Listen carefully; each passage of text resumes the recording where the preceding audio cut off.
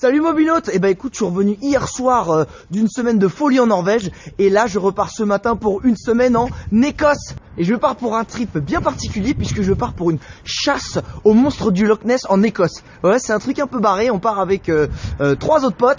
Alors c'est vrai que l'enchaînement est un peu speed, surtout que j'ai quasiment aucun vêtement propre. Donc j'ai juste eu le temps de changer de sac. Et vu qu'on va avoir une voiture, ça sert pas à grand chose que j'ai mon sac à dos.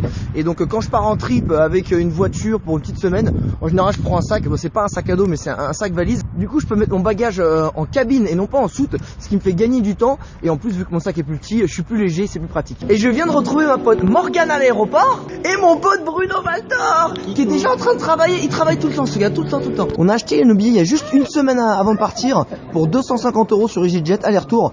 Donc c'est pas si mal, juste une semaine à l'avance. Donc en t'y prenant un peu à l'avance, un vol Paris-Édimbourg, tu peux en avoir pour 100-120 € aller-retour.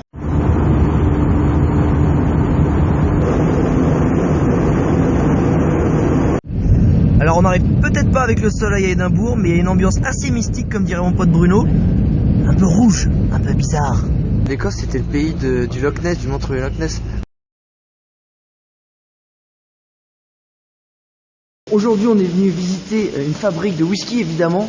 Et là on est au cœur de où tout se passe en fait. C'est dans cette grosse machine qui mélange tous les céréales. Parce qu'en fait le whisky c'est fait à base de céréales, je ne le savais pas. Là je suis dans les caves de whisky et je peux t'assurer qu'il y a un sacré paquet de réserve. Il y a de quoi faire des sacrés teufs. Il est temps d'aller prendre l'air et se rafraîchir un petit peu.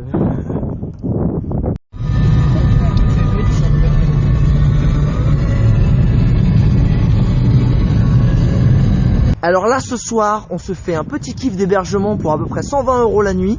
On va dormir dans un château écossais, voilà. Ça c'est un petit château comme on les aime. Avec une entrée plutôt classe, un peu girly hein, avec le rose, mais qui quand même envoie du lourd. Allons voir l'intérieur. Et ben voilà.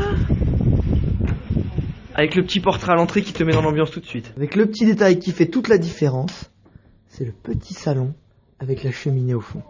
Ouf. Et là on va être pas mal. Allons voir la chambre maintenant. Et le petit Bruno qui était déjà là.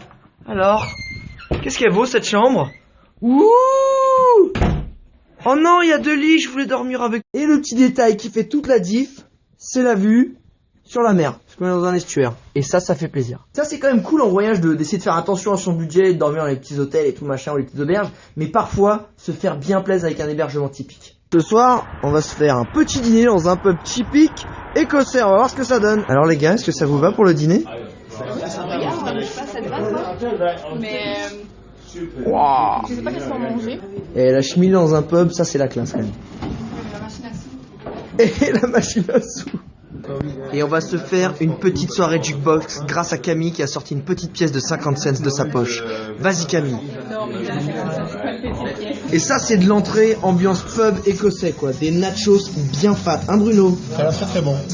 Pas mais ça ici, ça va.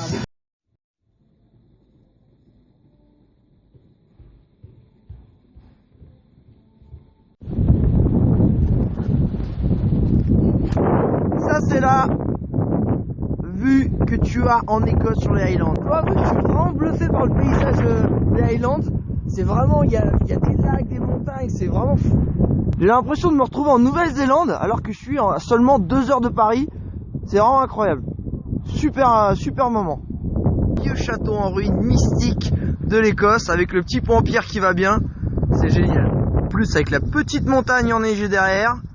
Là il y a un petit côté mystique. Par contre, quand tu arrives au gift shop, c'est beaucoup moins sérieux comme explication. Hey, c'est bizarre, on se voit. Et là, on est enfin sur le Loch Ness. Petite croisière pour essayer de trouver le monstre. C'est le moment où on ouvre l'œil et le bon pour voir si peut-être il y a un monstre qui se trimballe par ici finalement. Je sais pas si le monstre existe, j'en doute. Mais je peux te dire que l'ambiance ici est vraiment mystique. C'est joli, brumeux, avec les montagnes enneigées, c'est magnifique. Bon alors Morgane, tu penses qu'il existe ou pas ce monstre? Je pense que derrière la brume on sait jamais ce qui se cache. Ah, Voilà ce que je pense. et on y va tout droit derrière la brume. Je sais pas si le monstre existe, mais moi j'aime bien le nourrir.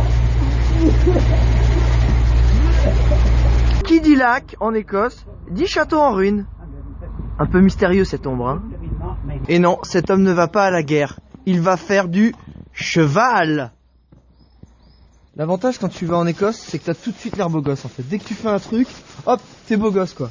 Très sympa.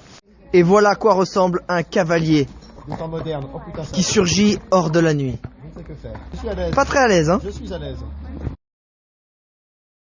Réveil ce matin à Inverness en Écosse, avec des jolies maisons en pierre en face. Il fait gris, mais il ne pleut pas. Donc bonne... Voici le genre de petit pont en pierre typique que j'adore. Et celui-là est vraiment magique quoi.